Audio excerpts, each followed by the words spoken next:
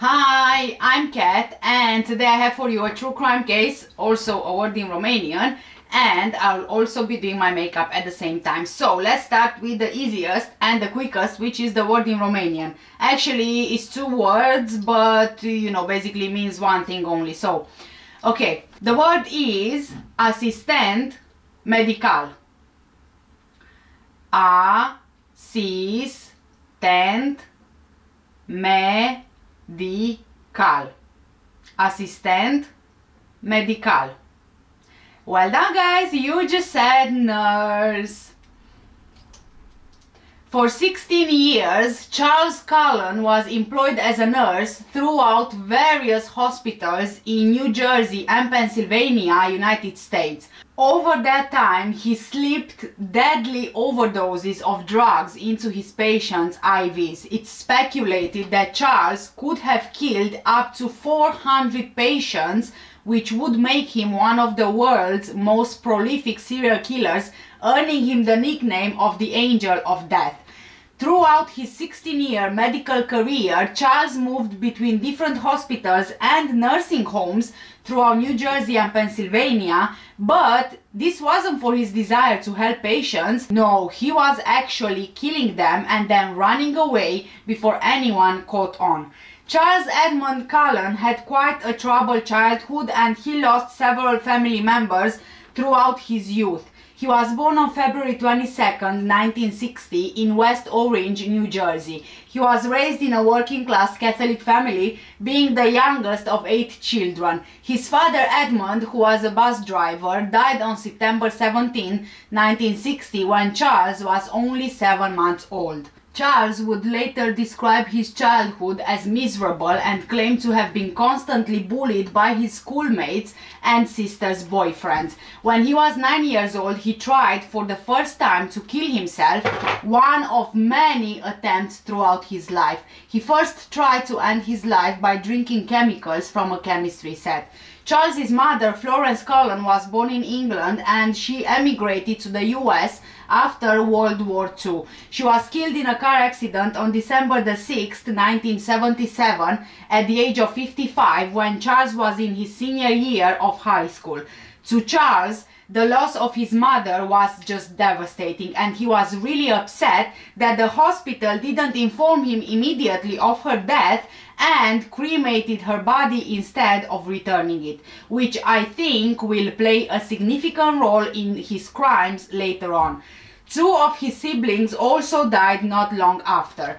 For many years, he cared for his brother, who sadly lost a battle with cancer. In 1978, Charles dropped out of high school and he enlisted in the United States Navy, where he served aboard the submarine USS Woodrow Wilson. He passed basic training and the difficult psychological examinations required for submarine crews, who were expected to spend as long as 2 months at a time being submerged in a cramped vessel. He rose to the rank of Petty Officer Second Class as part of the team that operated the vessel's Poseidon missiles. But Charles didn't really fit in during his time in the Navy, and just like in school, he was bullied yet again by his fellow crewmen. 1 year into his service, Charles's leading petty officer aboard Woodrow Wilson found Charles sitting at the missile controls with a surgical mask on, gloves and scrubs, instead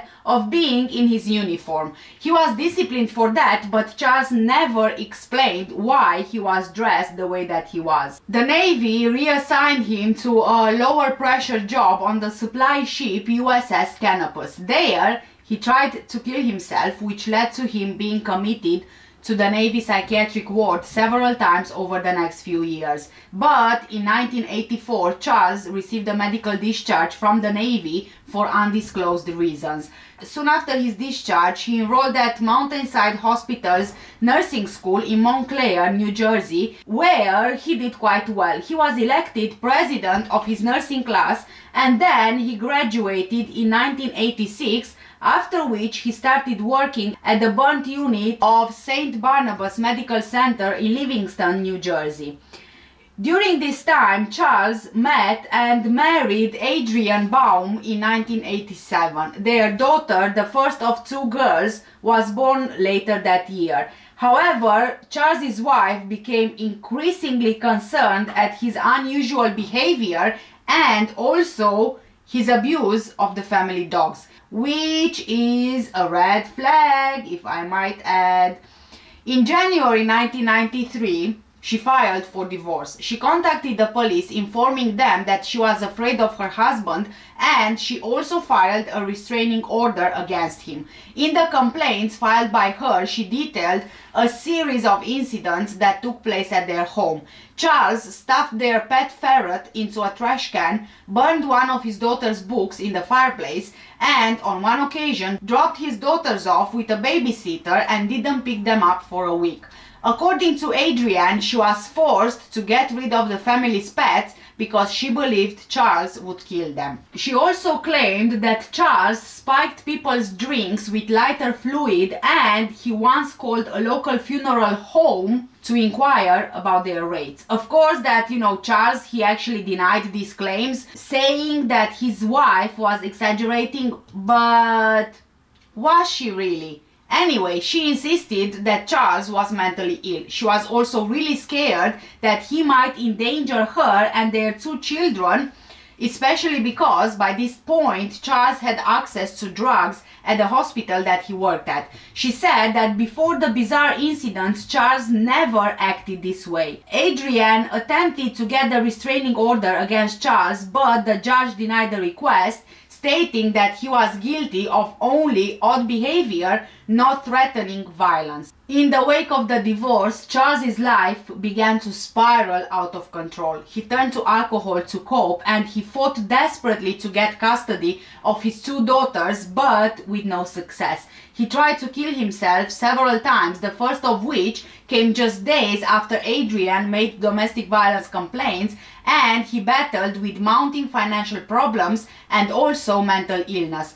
Just 2 months after Adrienne filed for divorce, Charles broke into the home of Michelle Tomlinson, a nurse. After this incident, Adrienne would be granted a restraining order against Charles.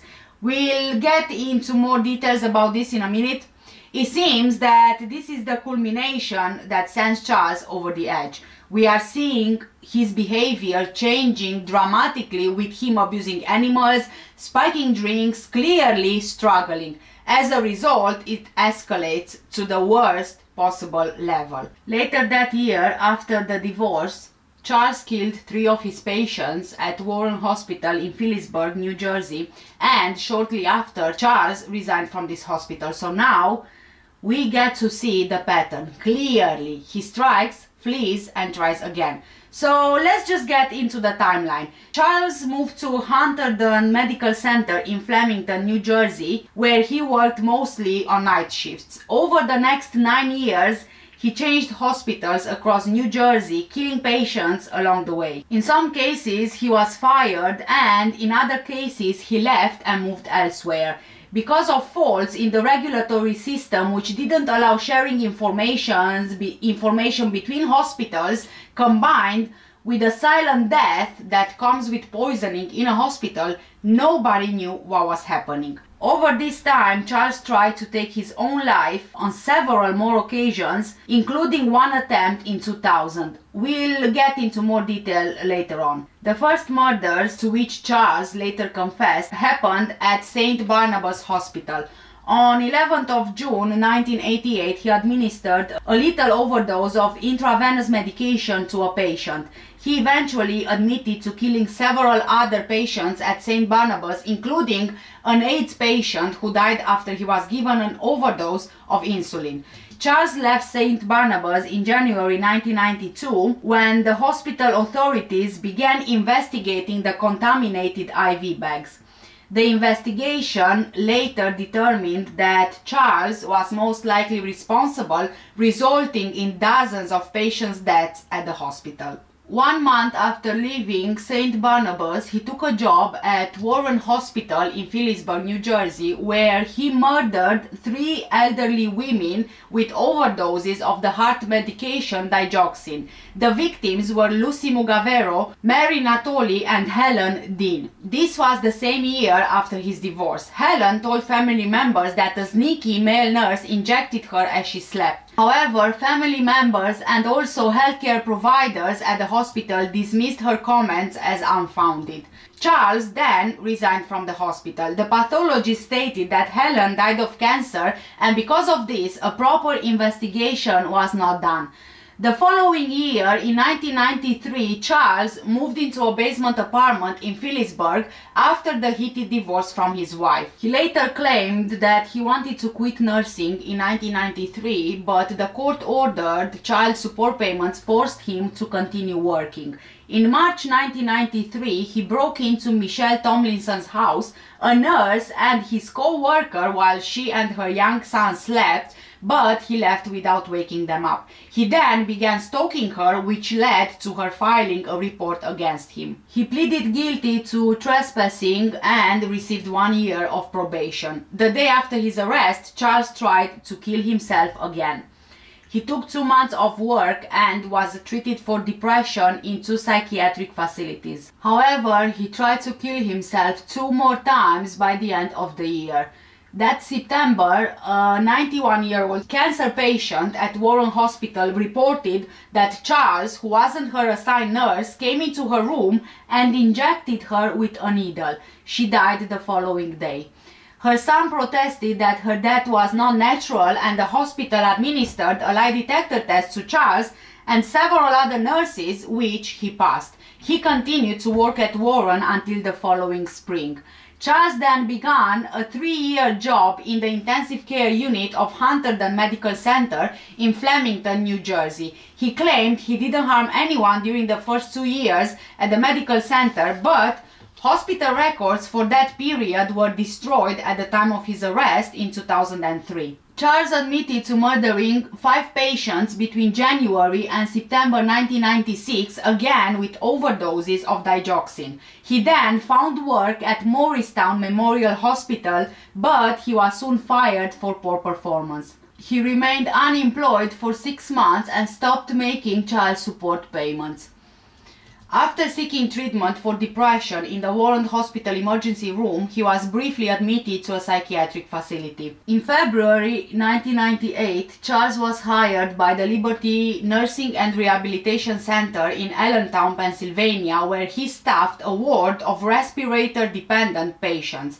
There, he was accused of giving patients drugs at unscheduled times. He was fired after being seen entering a patient's room with syringes in his hand, an encounter that left the patient with a broken arm. Charles caused the patient's death at Liberty Hospital, which was blamed on another nurse. After leaving Liberty, he was employed at Eastern Hospital from November 1998 to March 1999. On December the 30th, 1998, he killed yet another patient. A coroner's blood test showed little amounts of digoxin in the patient's blood, but an internal investigation within Eastern Hospital was inconclusive. The evidence didn't definitively point to Charles as the murderer. Even with his history of mental instability and the number of deaths during his employment at various hospitals, Charles continued to find work because of a national shortage of nurses.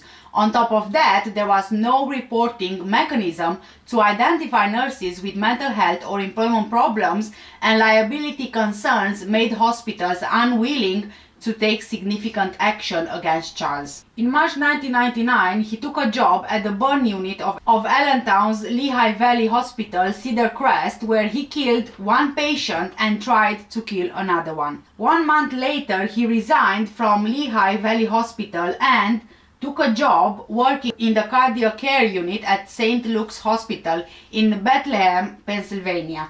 During the following 3 years, Charles murdered at least 5 patients and is known to have attempted to kill 2 more. On 11th of January 2000, he once again tried to kill himself by lighting a charcoal grill in his bathtub, and he hoped to die from carbon monoxide poisoning. His neighbors, however, they smelled smoke and called the fire department and also the police. Charles was taken to a hospital and a psychiatric facility, but he returned home the following day. No one suspected that Charles was murdering patients at St. Luke's until a co-worker found medication vials in a disposal bin. The drugs were not valuable outside the hospital, and since they were not used in recreational drug use, the theft was highly unusual.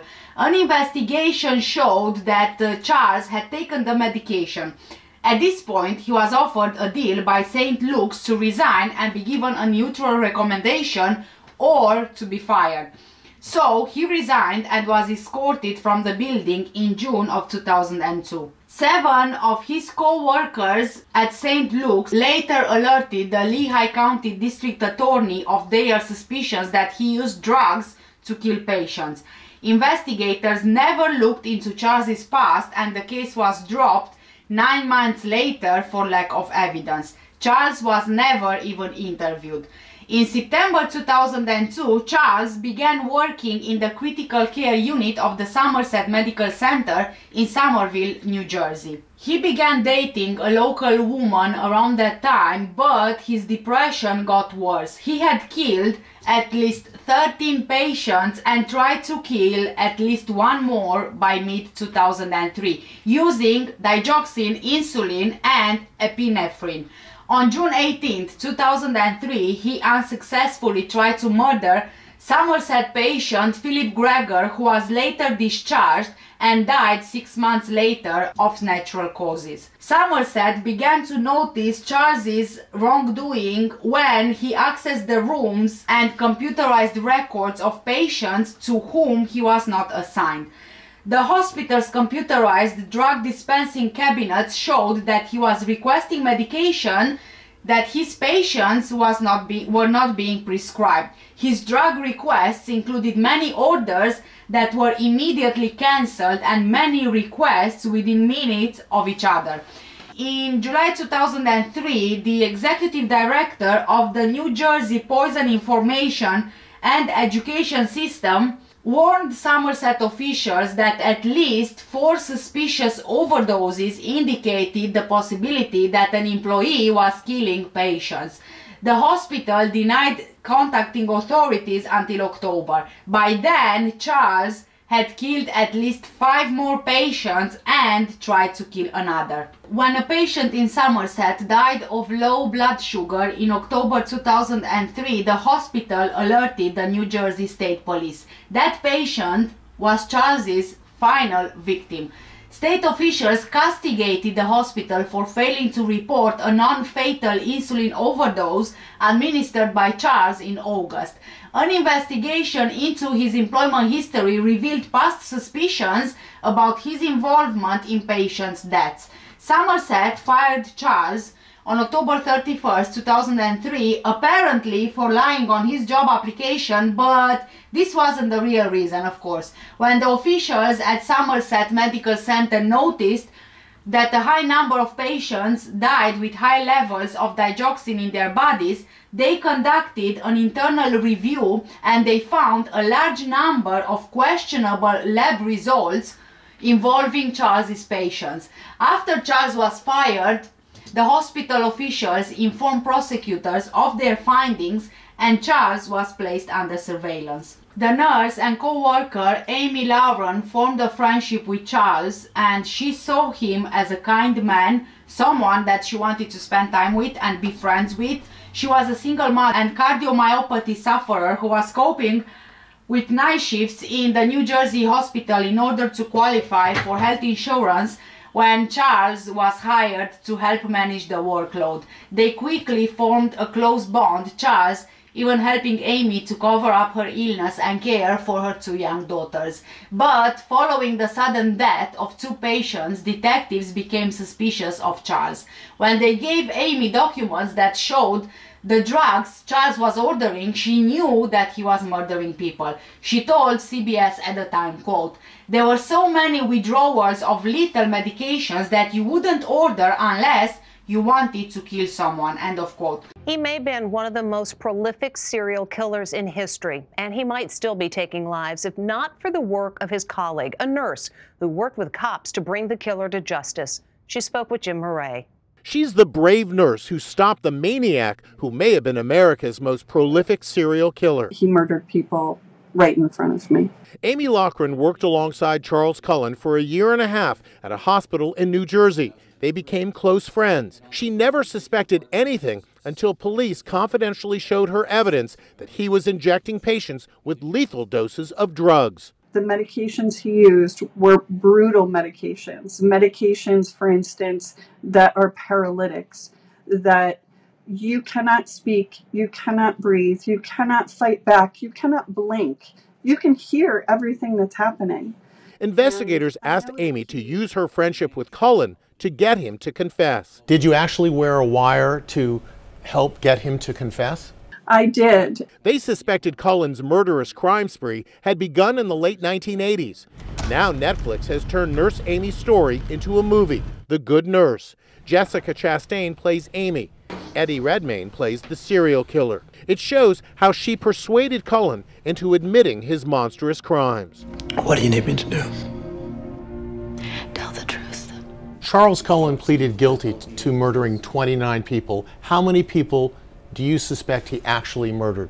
It's well into the hundreds of how many people he not only tried to kill, but probably did murder, around 400. So how did this monster evade justice for so long? Amy Loughran says Cullen moved from hospital to hospital, maintaining his cover as a caring nurse. She says hospital administrators suspected he was doing terrible things, but they turned a blind eye. My hospital was responsible for allowing Charles Cullen to work after they knew unequivocally that he was murdering people. The movie, The Good Nurse, and a documentary about the case called Capturing the Killer Nurse are both streaming on Netflix. So she began collecting evidence at the hospital and then alerted the police after she became alarmed about Charles's records of accessing drugs and his links to patients' deaths. She had a list of 69 patients who she believed were killed by him. Police kept Charles under surveillance for several weeks until they finished their investigation, and investigators assigned Amy to visit Charles after work hours and to talk with him while she wore a wire. Amy tried to get a confession out of Charles. Quote, "I know you did it. Let's go to the police station. We can call them together." I can't, he replied before leaving the bar. Investigators were waiting outside in the parking lot, and with the secret recording evidence, police produced enough probable cause for an arrest. Charles was arrested at a restaurant on December the 12th, 2003 and charged with 1 count of murder and 1 count of attempted murder. On December 14th, he admitted to the homicide detectives Dan Baldwin and Tim Brown that he murdered Florian Gall and attempted to murder Jin Kyung Han, both of whom were patients at Somerset. In addition, he told the detectives that he murdered as many as 40 patients over his 16-year career. In April 2004, Charles Cullen pleaded guilty before Judge Paul Armstrong in a New Jersey court to killing 13 patients and to attempting to kill 2 others by lethal injection while he was employed at Somerset. As part of his plea agreement, Charles promised to cooperate with authorities if they didn't seek the death penalty for his crimes. A month later, he pleaded guilty to the murder of 3 more patients in New Jersey. In November 2004, he pleaded guilty in an Allentown court to killing 6 patients and trying to kill 3 others. He repeatedly interrupted the proceedings by taunting the judge with the chant, "Your Honor, you need to step down." Charles Cullen was ordered to be restrained and gagged. On March 2nd, 2006, Charles, who was 46 years old at the time, was sentenced to 11 consecutive life sentences by Judge Armstrong in New Jersey and he is not eligible for parole until 10th of June 2388.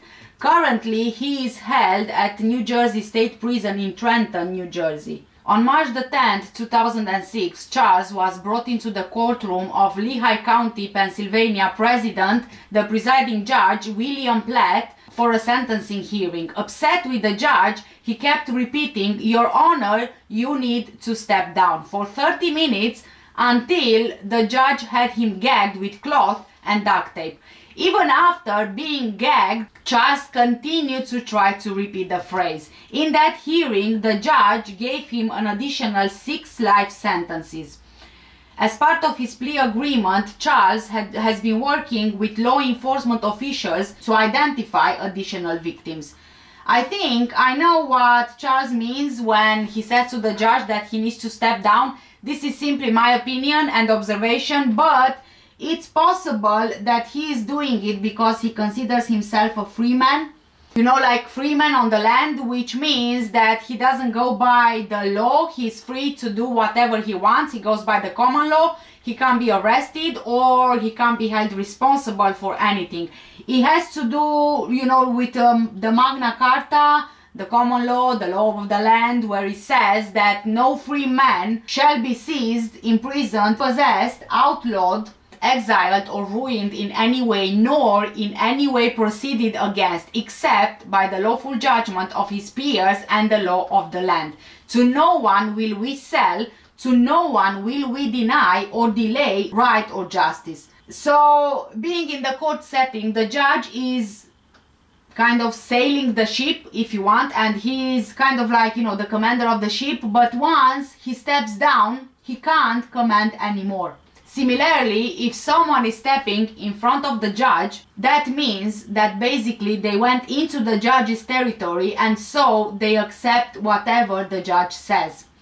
In my own words, you know, this is the explanation for it. Following his arrest, Charles admitted to a large number of murders, giving investigators an estimate of how many people he killed in each hospital. He was offered a plea agreement in which he avoided the death penalty in exchange for his confessions. You realize that you're on audio tape and you are being videotaped here. We are being videotaped here. You understand that? Yes. You're okay with that? Okay. Charlie, what we'd like to first bring up, the first instance we'd like to bring up with you, you understand you've been charged with 2 crimes, correct? Murder and attempted murder. Murder and attempted murder. Do you understand or do you know who the victims of both those charges refer to? I do now. I didn't know the second one until you told me a little while ago. Okay, and that was a woman whose name is Miss Han? That's correct. Jin Han, I believe it is? Yes. Okay, and that was a charge of attempted murder. That's correct. Now, you were also charged with homicide, murder. Yes. And that charge is a result of the death pertaining to Florian Gal. That's correct. Okay. So you're clearly aware of that, correct? Yes, I am. Okay. Let's talk about the matter pertaining to Florian Gal. Are you responsible for his death? Yes, I am. And why is that, Charlie? Because I injected him with a medication called digoxin. And let me back up.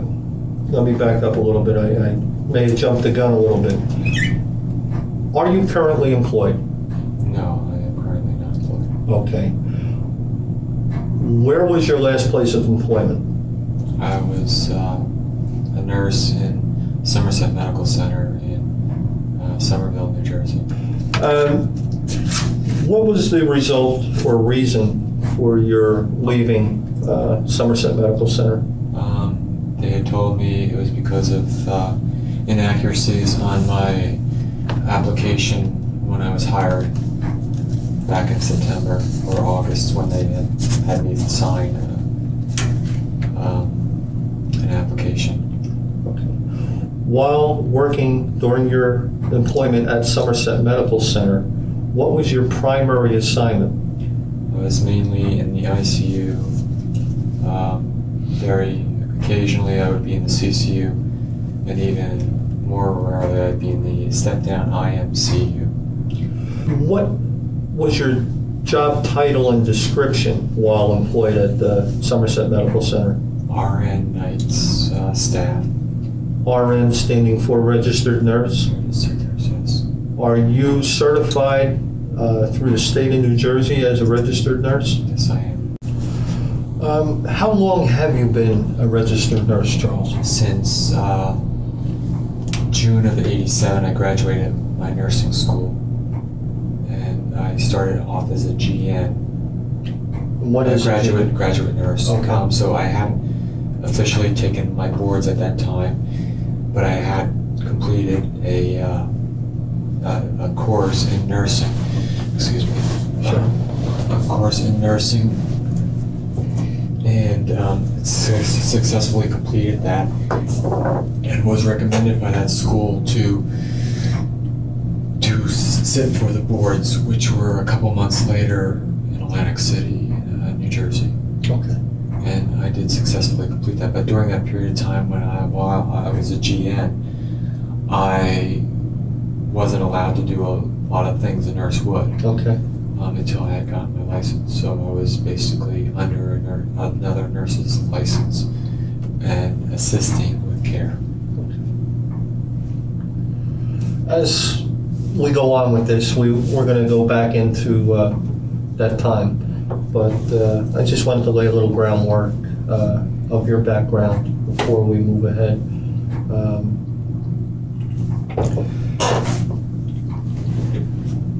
Let's go back to Reverend Gal. Did you realize he was a Catholic priest? Yes, I did. Okay. And well, let me just say, I knew he was a priest. oh, okay. Catholic priests visited him, but I wasn't sure if the Reverend was strictly a Catholic title. I mean, Okay. I believed he was, Okay. but I didn't know for sure. Okay. I'm sorry.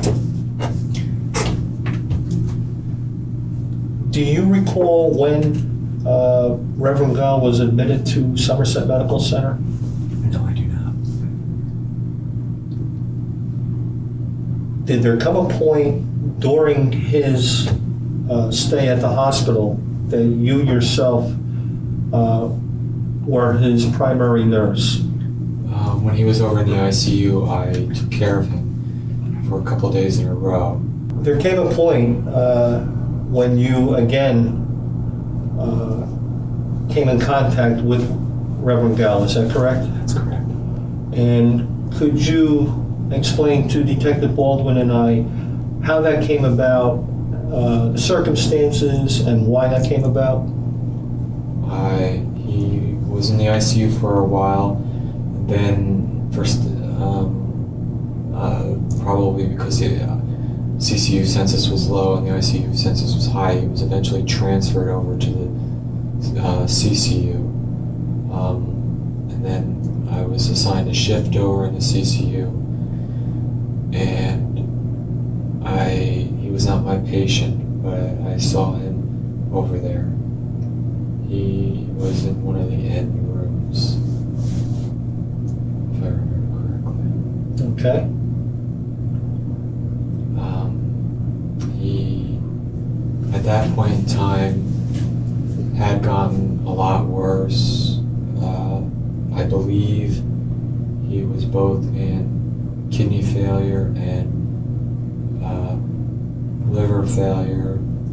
I don't think he was responsive at all, and I believe he wasn't getting sedation, which meaning that neurologically he was not responding even without being sedated. If I remember correctly, he may have been on something, but I don't believe he was. Okay. You familiar with Reverend Gal's medication history? In general terms, yes. Meaning I had taken care of him a couple weeks before, and I think I'm pretty sure that I had co-signed when his meds were transcribed onto a medication sheet, which is a procedure that nurses do when you run out of space on one medication sheet and you have to copy them on a new sheet to continue medications. And after you withdrew the digoxin from the system under another patient's name other than Reverend Gao, correct? Yes. What did you do then next? I went into the patient's room sometime later that night or morning and gave the medication to Reverend Gao. How much digoxin did you withdraw from the Pyxis system before administering this to Reverend Gao? I don't remember exactly. Going by the Pyxis entry, it said 2 amps, but it was probably more. I don't know if the count was off from the beginning, but it was probably 3 or 4 amps. And what was your intent when you withdrew this? Why were you drawing this out? My intent was to give it to the Reverend Gao. For what reason? So he would pass away. Okay.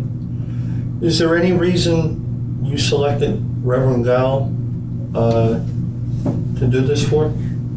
He was, from my understanding, terminal.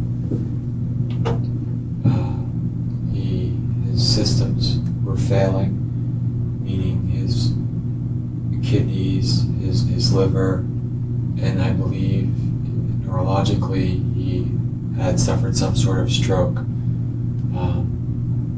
meaning he wasn't responsive. I'm not sure neurologically if that was the case, but he hadn't been responsive, whether it be medications or a stroke, for quite some time. Why is it that you might be a little unable, or why is it so vague that you're unable to recall these incidents, these most recent incidents in Somerset? I have suffered with most of my life, sometimes very severe depression. So a lot of things sometimes get jumbled up as far as remembering things. Okay. So, I may remember things for a few days, but after that, it just gets foggy and blurry. Which is fine. Understandable. Do you indicated that you suffer from depression? Yes. Is there any outside influence, outside voices or anything of that nature telling you to do things of this nature? No, I don't. Okay, that's just a question I have to ask, obviously. I don't hear any voices telling me to do anything. I don't have any sort of second personality that would have done anything. Like I said, I just have, for the most of my life, suffered from periods of depression. Okay. While I was in the service, I was having a lot of trouble with alcohol. I drank. I had gotten a DW, and I don't know what the DUI, DWI, it's pretty much the same thing. They are the same thing. Just one a little bit older, I guess. And needless to say, that wasn't helping, but I was trying to cope with that, with my feelings inside. And they had put me, after a rehab, they had put me on a medication called antabuse, and they told me specifically not to drink with antabuse, that it could cause fatal results. So I purposely took my antabuse and drank, but I didn't get hospitalized. I just felt very sick. Where you've been in the service for, I think it was 3 years, and then all of a sudden you realize, my God, I've got 1,000 so many days, and I can't leave. I couldn't leave. You know, I made this contract with the government. I mean, some of the people in the military, when they get close to their discharge date, start marking the calendar with how many days they have. Right. When you have over 900, it's not a good thing. It's just too much. I mean, I knew it was years that I had to go, and I knew that I didn't like what I was doing, and I knew that I didn't want to be there, and I didn't feel like it was getting me anywhere, you know, and just also became disenchanted with my job. My job involved nuclear weapons. And I was in when Reagan took over, and I was also disappointed that we were going to change from mutually assured destruction or mad posture to a first strike. I remember that day. I remember thinking, my God, I don't want to be a part of this. I eventually did talk to the service people, tell them that I disagreed with striking the civilian population first, and rescinded. I told them I didn't want my security clearance, which meant I couldn't do my job anymore. So I did that, and then I was assigned as Mestex Master Arms, and finally doing cleaning in the barracks as my job. So I never really worked in my field for the past year and a half. Okay. Retract back to where we were a little bit. That was fine. That was fine. Just one question before we get off the subject of the Navy. I have to ask you this, since you went into so much detail about your depression during the time you were in the Navy. Did any killing occur during that time at all? Yeah. Okay. You never tried or attempted to kill anyone? I mean, okay. We spoke about if any voices or anything of that nature, and you indicated no. Outside influences of any sort or type, you said no, correct? Are you currently under any medication? No. For any health or mental condition? No. Have you been under any medication? I've been. One time I was on Paxil, and one time I was on Zoloft, which are antidepressants. The Zoloft, I didn't stay on very long.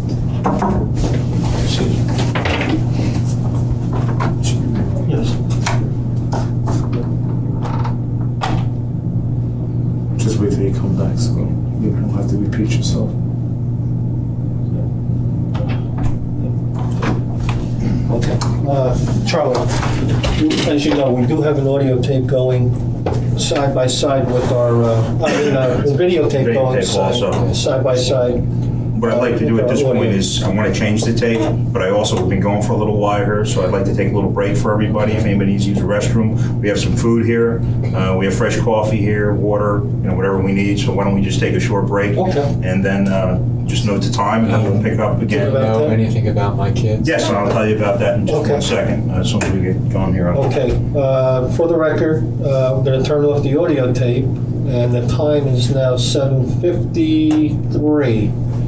Charles had used a variety of medications to fatally overdose his patients, including digoxin, as I mentioned, insulin, dobutamine, nitroprusside, norepinephrine, and pavulon. I'm sure I'm not pronouncing these medications' names right, but I'm doing what I can. Some of his victims survived the first overdose, leading Charles to try repeatedly and even change the lethal medications to make sure that he finishes the job. Charles admitted to going through the units at the hospital to find a potential victim. He even scanned medical charts to find patients who were in the hospital for multiple organ failure and those who had a do not resuscitate order. Charles appeared in court and he pleaded guilty to 22 murders and 3 attempted murders in New Jersey. During his time in court, he refused to look at the families of the victims, often pretending to be asleep at the defendant's table.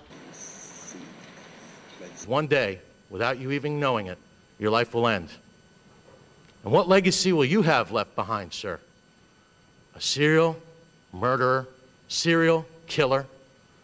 You ruin the lives of your family, your children, and many people in this courtroom. You've bloodied and stained the medical profession. Absolutely abhorrent what you did, sir.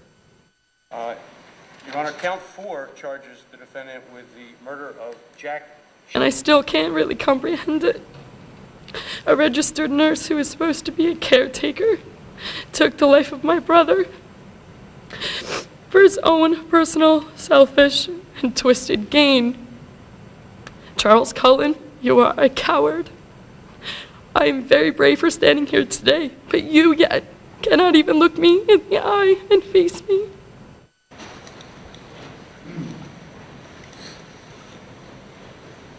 Cullen, we are gathered here today essentially to hear from the families.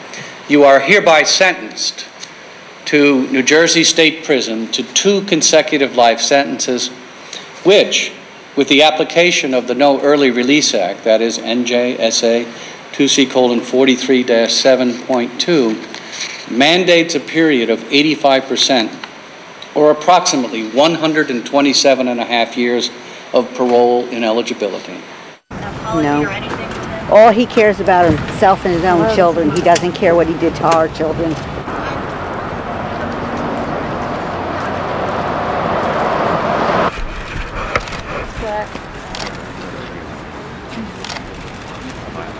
He finally can rest in peace.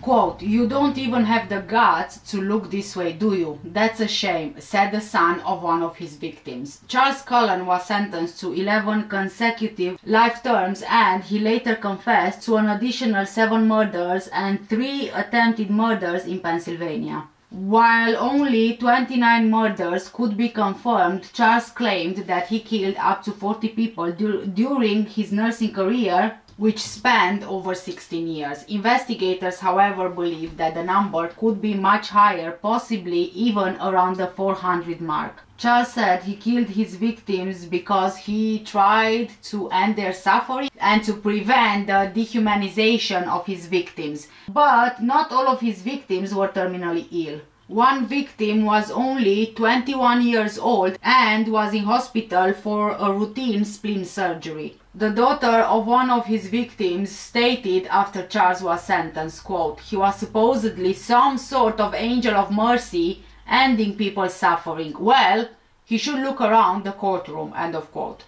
Charles Cullen moved from facility to facility undetected, mainly because of the lack of requirements to report suspicious behavior by medical workers and the inadequate legal obligations and employers. New Jersey and Pennsylvania, like most other states, required healthcare facilities to report suspicious deaths only in the most egregious cases, and the penalties for failing to report incidents were minor. Also, many states didn't give investigators the legal authority to discover workers' previous employers. Employers feared investigating incidents or giving a bad employment reference for fear of such actions triggering lawsuits.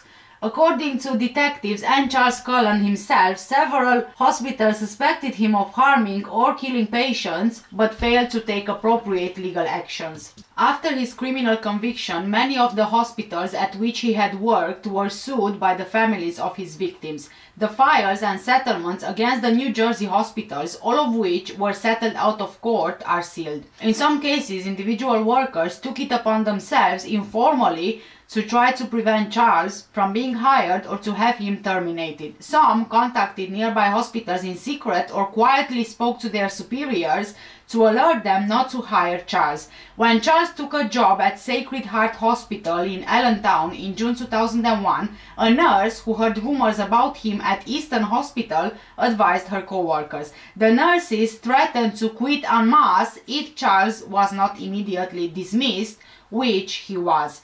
Prompted by the Cullen case, Pennsylvania, New Jersey and 35 other states adopted new laws which encourage employers to give honest appraisals of workers' job performance and provide legal protections for reporting medical errors. The New Jersey laws in particular formed the model other states would follow. Firstly, the 2004 Patient Safety Act increased hospitals' responsibility for reporting serious preventable adverse events. The 2005 Enhancement Act, a supplement to the Patient Safety Act, required hospitals to report certain details on their employees to the New Jersey Division of Consumer Affairs and mandated that complaints and disciplinary records relating to patient care be kept for at least 7 years. Charles said that he administered overdose to patients to spare them from being seen going into cardiac or respiratory arrest and being listed as a code blue emergency. He told detectives that he couldn't bear to witness or to hear about attempts at saving a victim's life. He also said he gave patients overdoses so that he could end their suffering and prevent hospital staff from dehumanizing them. However, not all of his victims were terminal patients. Some of them had been expected to recover before Charles killed them. The nurse, Lynn Tester, described many of the victims as people on demand in a police interview.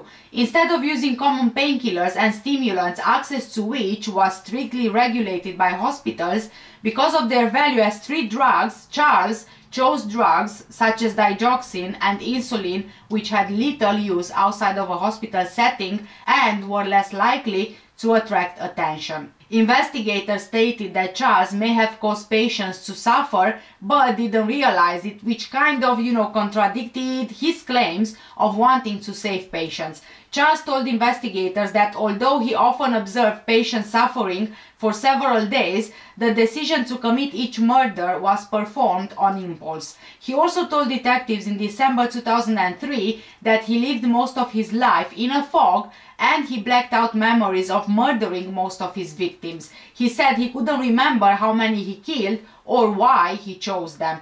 In some cases, Charles strongly denied committing any murders at a given facility. However, after reviewing medical records, he admitted that he was involved in patients' deaths. The 2008 direct-to-video film Killer Nurse, written and directed by Uli Lommel, was loosely based on Cullen. On June 25, 2020, the British TV channel Sky Crime aired the documentary Charles Cullen, Killing for Kindness. The UK true crime producers Woodcote Media Story produced the story of the nurse who confessed to murdering up to 40 patients during his 16-year career. The film, The Good Nurse, adapted from Charles Graeber's non-fiction book, The Good Nurse, A True Story of Medicine, Madness and Murder, was released on Netflix on 26th of October 2022. Eddie Redmayne portrays Cullen and Jessica Chastain portrays co-worker Amy Lauren, a nurse who helped implicate Cullen and assisted detectives by talking with him after work hours while she wore a wire. Capturing the Killer Nurse is a 2022 documentary film about the convicted serial killer. It includes interviews with Cullen, his co-workers, detectives and Amy Lauren, the nurse who assisted the detectives. There are interviews with family members of the victims, true crime author Charles Graeber and audio from Cullen himself. The film also takes a look at US healthcare system, saying that profit motives of private healthcare helped Charles continue to commit his crimes without consequences. It began streaming on Netflix on 11th of November 2022.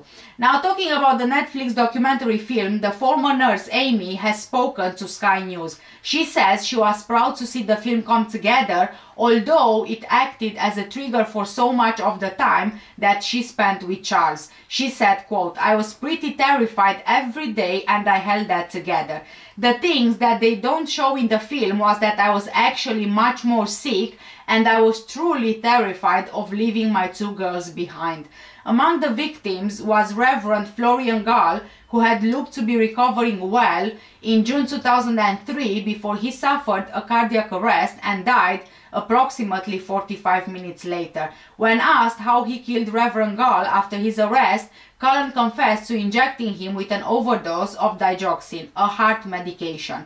One patient, Michael Stranko, 21 years old, was suffering from an autoimmune disease and was recovering from routine surgery to remove his spleen when Cullen took his life. Mary Stranko, whose son Michael was Cullen's youngest victim, said, quote, "My heart, it aches for my son. I walk around with a hole in my heart," end of quote. Somerset County Detective Tim Brown said, quote, "He could save a life or take a life, and in many cases he chose to take a life," end of quote. And now I want to make sure that I bring awareness and at least give you some of the names of Charles's victims, even though there are barely any photos or even, you know, all of the names. But I feel that they deserve their names being told, because everyone everywhere is talking about Charles, and even me, you know, in this video I spent most of the video talking about Charles because sadly we don't have much information about his victims. And whilst Charles Cullen was believed to have murdered up to 400 victims, there is very little information about most of them. This is what we know about some of Charles's victims and when he committed his chilling crimes. This monster didn't even know us or our son, but had the audacity to end his life. I'd like to tell you a little bit about my mother, that you murdered. You don't even have the guts to look this way, do you? Charles, why don't you look up at us?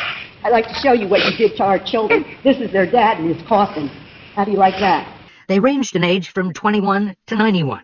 Some were critically ill. Others were ready to be discharged when Cullen injected them with drugs that would kill them.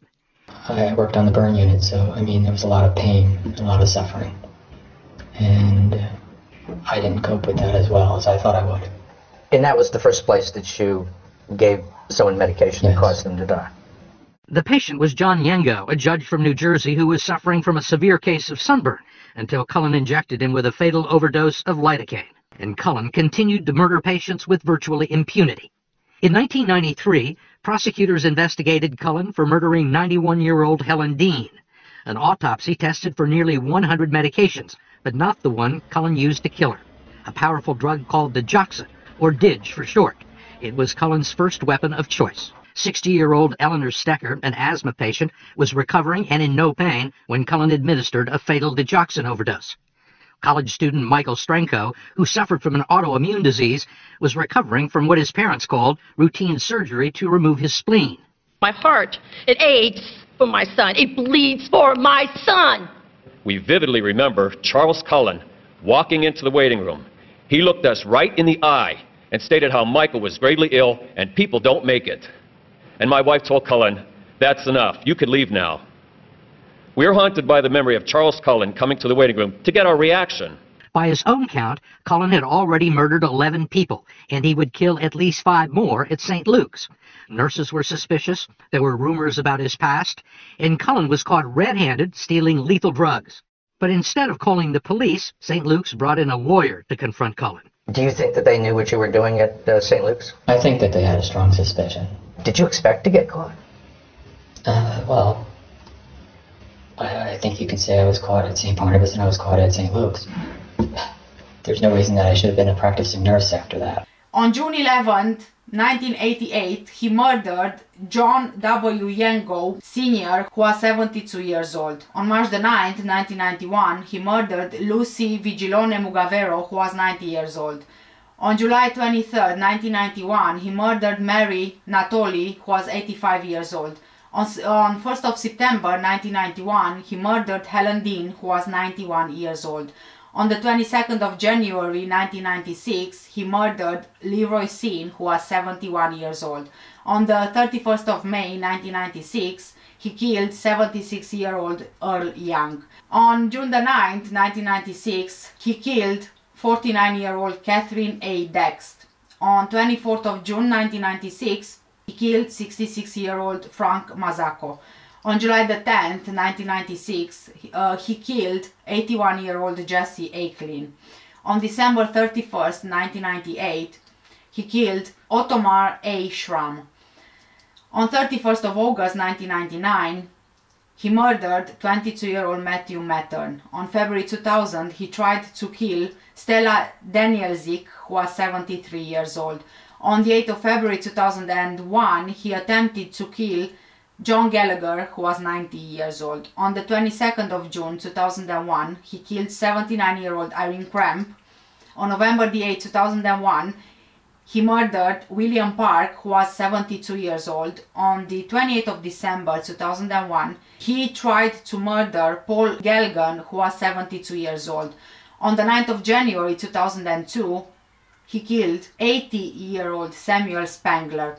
On May the 5th, 2002, he killed Daniel George, who was 82 years old.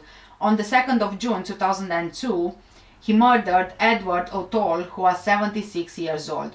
On 12th of February 2003, he killed 60-year-old Eleanor Stoker.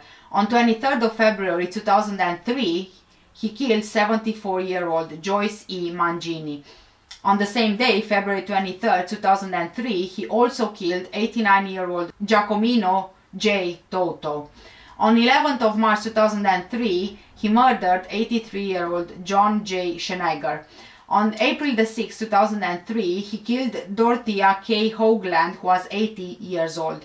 On May the 5th, 2003, he killed 66-year-old Melvin T. Simcoe. On May 15, 2003, he murdered 21-year-old Michael T. Stranko. And on June 18, 2003, he attempted to kill Philip Gregor, who was 48 years old. On the 28th of June 2003, he killed 68-year-old Reverend Florian J. Gall. On 29th of June 2003, he attempted to kill Jin Kyung Han, who was 40 years old. On 13th of July 2003, he killed 80-year-old Pasquale M. Napolitano. On August 11th, 2003, he killed 38-year-old Christopher B. Hardgrove. On the 27th of August 2003, he tried to murder 83-year-old Francis Agoda. On September 20th, 2003, he killed 70-year-old Krishnakant Upadhyay. On September 23rd, 2003, he killed James R. Strickland, who was 83 years old. On 21st of October 2003, he murdered 73 years old Edward P. Zeisig. And as you can see, these were very close together, some of them even in the same day. You can clearly see the escalation here and how out of control he really was.